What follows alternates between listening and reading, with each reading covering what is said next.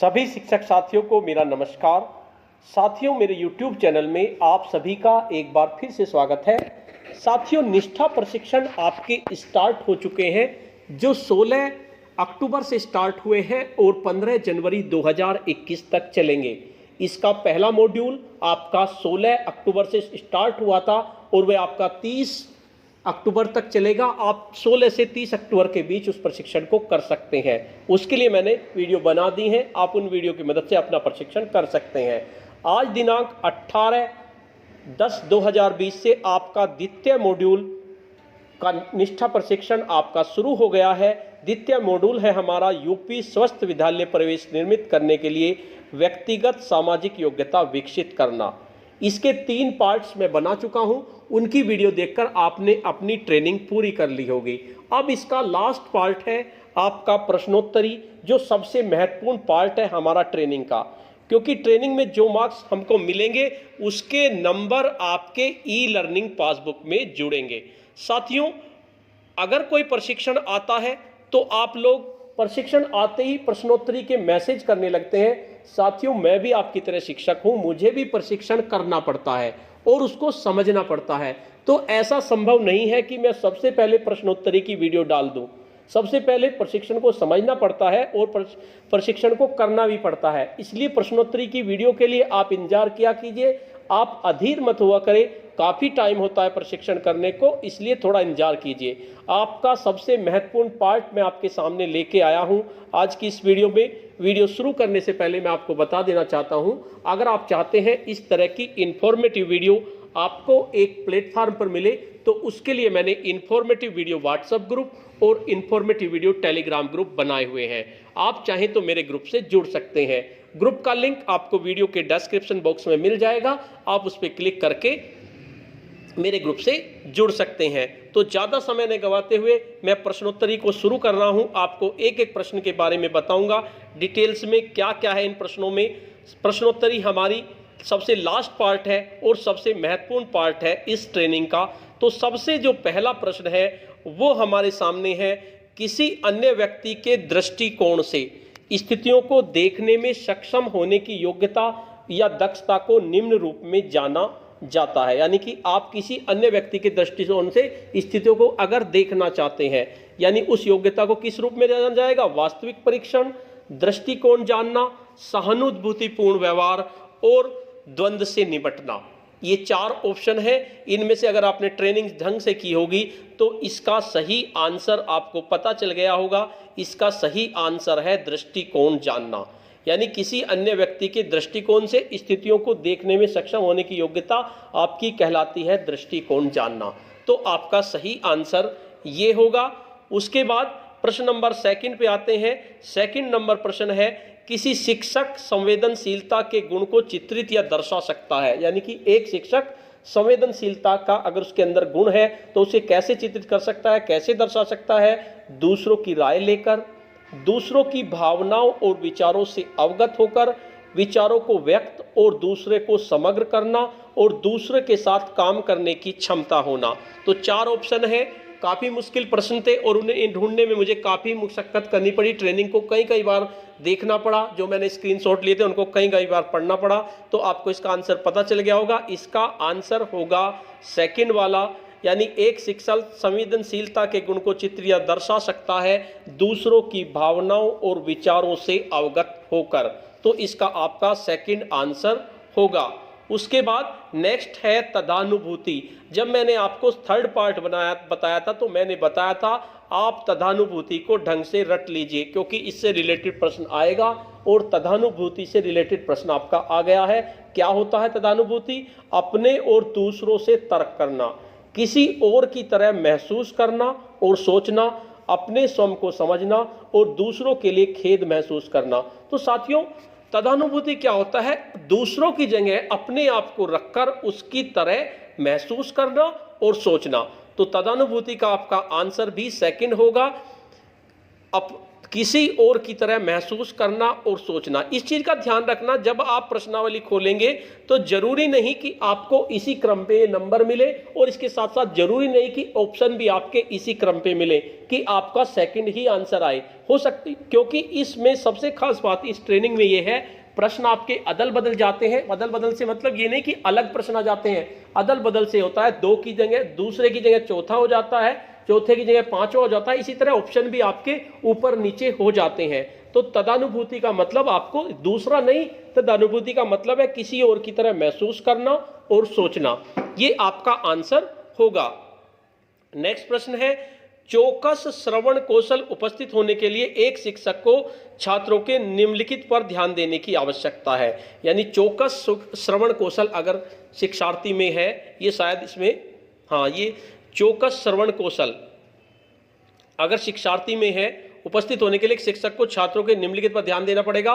गैर मौखिक भाव, मौखिक अभिव्यक्ति, व्यवहार और कार्य सभी। तो इसका आंसर आपका सभी होगा। अगर आप चौकस श्रवण कौशल उपस्थित होना चाहता है एक शिक्षक में, छात्रों में, तो वो आपको सभी चीज पे उसको ध्यान देना पड़ेगा। तो इसका आंसर आपका सभी होगा। नेक्स्ट प्रश्न है, छात्रों के लिए शिक्षकों को कक्षा के वातावरण में सकारात्मकता को बढ़ावा देने की आवश्यकता है ताकि छात्र अनुभव कर सकें। यानी सकारात्मक होनी चाहिए कक्षा के वातावरण में, ये बढ़ावा देने की जरूरत है शिक्षकों को। तो इसके लिए, इससे क्या फायदा होगा, इससे छात्र क्या अनुभव करेंगे? संरक्षित और अनिश्चित, एकांत और सतर्क, अलग और देखने योग्य, सुरक्षित और स्वीकृत। जब आपका वातावरण कक्षा का सकारात्मक होगा और आप उसको बढ़ावा देंगे तो छात्र अपने आप को सुरक्षित और स्वीकृत, छात्र अपने आप को सुरक्षित भी समझेंगे और स्वीकृत से समझेंगे, यानी कि उनकी बात मानी जा रही है, इसलिए छात्र अपने आप को सुरक्षित अनुभव करेंगे। तो इसका आंसर आपका 4th होगा। आप 4th पे निशान लगा लीजिए। इसके बाद नेक्स्ट प्रश्न है, इनमें से कौन एक प्रभावी सहायक की विशेषता नहीं है? यानी प्रभावी सहायक के क्या क्या गुण होते हैं, इनमें से कोई एक गुण उसका नहीं है। पहला है निर्णय लेने में मदद करना, बिल्कुल है। व्यक्ति के लिए समस्याओं का समाधान करना, भावनाओं को समझने को सुकर बनाना और व्यवहार परिवर्तन को सुकर बनाना। तो सहायक की क्या विशेषता होती है?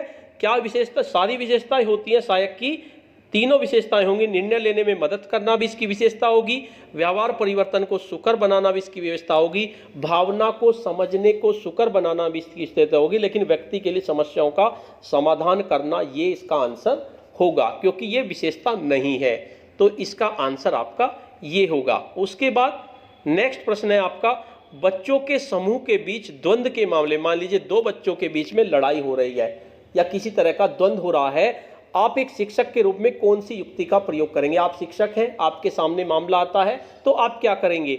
बच्चों के बीच संवाद करने में सहज बनाएंगे, मामले को अपने आप हल करने के लिए छोड़ देंगे कि अपने आप हल करो, या अपने अधिकार का प्रयोग करें और मुद्दे का फैसला करेंगे, या स्कूल प्रधानाचार्य को मामले के बारे में सूचित करेंगे? यदि आप शिक्षक हैं और बच्चों के बीच में द्वंद्व हो रहा है, तो आप कोशिश करेंगे कि किस बात पे लड़ाई है, यानी और उनके बीच में संवाद बनाएंगे जिससे कि मामला सहज हो जाए। तो बच्चों के बीच संवाद बंद करने में सहज बनाएंगे। तो इसका आंसर आपका 1st होगा। आप 1st पे निशान लगा सकते हैं। उसके बाद नेक्स्ट प्रश्न है, स्कूल कक्षाओं में स्वस्थ वातावरण को बढ़ावा देने के लिए शिक्षकों के गुण और कौशल इस प्रकार हैं। यानी स्कूल कक्षाओं में आप स्वस्थ वातावरण बढ़ाना चाहते हैं तो शिक्षकों के कौशल और गुण कौन कौन से होने चाहिए? संवेदनशीलता और नियंत्रण, संवेदनशीलता और देखभाल, संवेदनशीलता और सहानुभूति, और सहानुभूति और देखभाल। कौन से गुण होंगे? देखिए सभी आंसर आपके एक से नजर आ रहे हैं, तो इसका सही आंसर होगा संवेदनशीलता और देखभाल। आप इस पे क्लिक कर दीजिए। स्कूल कक्षाओं में अगर स्वस्थ वातावरण बनाना चाहते हैं तो आपके अंदर स्वयं संवेदनशीलता भी होनी चाहिए और देखभाल भी आपका होना चाहिए। नेक्स्ट प्रश्न है, शिक्षक छात्रों को वास्तविक चिंता और रुचि का संप्रेषण कर सकते हैं। उन्हें हमेशा उनका रास्ता देकर, उन्हें गतिविधियों में वरीयता देकर, उनके कार्यों पर सवाल नहीं उठाकर और आंख से संपर्क करके। वास्तविक चिंता अगर आप दिखाना चाहते हैं और रुचि का संप्रेषण करना चाहते हैं तो क्या ऑप्शन हो सकता है? तो इसका सबसे बेटर ऑप्शन होगा कि आप आंख से संपर्क करके बच्चों को संप्रेषण कर सकते हैं। आंख से बच्चे करके, मान लीजिए जैसे बच्चे हैं उन्हें मुस्कुरा दिए, आंख से इशारा कर दिए, इस तरह से आप, इशारे का मतलब जैसे आंख से आप हामी भरते हैं, जिस तरह से हम करते हैं इस तरह से आंख से हामी भरते हैं, यानी कि बच्चों के लिए आप चिंता कर रहे हैं, यानी आपको लगे, बच्चों जब आपकी आंखों में देखे तो बच्चों को लगे कि आपको बच्चों की चिंता है, तो संप्रेषण कर सकते हैं। तो इसका फोर्थ आंसर आपका सही होगा। नेक्स्ट प्रश्न है आपका, निम्नलिखित में से कौन सा संवेदक शिक्षक की विशेषता है? यानी संवेदनशील कोई शिक्षक है तो उसकी क्या क्या विशेषताएं हो सकती हैं? हर समय स्वयं और दूसरे की निगरानी करने में सक्षम होना। दूसरा आंसर है आलोचना और मूल्यांकन से आहत होना, छात्रों की आवश्यकताओं और समस्याओं के अनुरूप होना और स्वयं की आवश्यकताओं के प्रति सचेत होना। तो इसका देखिए आपका सेकंड आंसर है आलोचना और मूल्यांकन से आहत होना, ये तो नहीं हो सकता। इसी तरह इसका फोर्थ आंसर है स्वयं की आवश्यकताओं के प्रति सचेत होना, ये भी नहीं हो सकता। तो फिर कौन सा होगा? हर समय स्वयं और दूसरों की निगरानी करने में सक्षम होना या छात्रों की आवश्यकताओं के अनुरूप होना? तो जी हाँ, इसका सही आंसर होगा छात्रों की आवश्यकताओं और समस्याओं के अनुरूप होना। ये संवेदनशील शिक्षक की विशेषताएं होती हैं। तो आपका थर्ड आंसर, थर्ड से मतलब आप थर्ड मत सोच लेना, क्योंकि अगर मान लीजिए आपका ऑप्शन अदल बदल गया तो थर्ड आपका कोई सा भी हो सकता है, आलोचना और मूल्यांकन से राहत भी हो सकता है। तो इसका संवेदनशील शिक्षक की विशेषता होगी छात्रों की आवश्यकताओं और समस्याओं के अनुरूप होना। नेक्स्ट है आपका, ये आपकी कंप्लीट हो चुकी है प्रश्नावली, यानी इसमें 10 प्रश्न थे, ये आपकी कंप्लीट हो चुकी है। जैसे आज आप कंप्लीट करेंगे तो आपका स्कोर आपके सामने होगा। मान लीजिए आपका स्कोर कम रह जाता है, चिंता करने की कोई बात नहीं है। अगर आपका इसमें 60% मार्क्स लाने अनिवार्य हैं, यानी 60-70 यानी 7 प्रश्न भी आपके सही हैं, तो आप टेंशन लेने की जरूरत नहीं है। और अगर आप चाहते हैं अपना स्कोर पूरा 100% करें तो इसके लिए रिप्ले के ऑप्शन पे दबाकर आप दोबारा से प्रश्नावली को कर सकते हैं। बार बार इसके लिए आपको पढ़ना भी होगा और आप इसकी मदद से भी आप इसको कर सकते हैं। तो इस तरह से आपकी प्रश्नावली कंप्लीट हो जाएगी। उसके बाद जब आप ट्रेनिंग कंप्लीट कर लेते हैं तो मेरे पास एक प्रश्न अक्सर आता है, उसके बाद नेक्स्ट एक टॉपिक हो रहा है, आप इसको छोड़ देते हैं, यूपी सपोर्ट्स निष्ठा। प्रश्नावली को खत्म होने के बाद नेक्स्ट आता है आपका, ट्रेनिंग के अंदर ही है ये भी, यूपी सपोर्ट निष्ठा। जैसे ही आप यूपी सपोर्ट निष्ठा पे क्लिक करेंगे तो आपके पास एक पेज खुल के आएगा, congratulations on completing the course.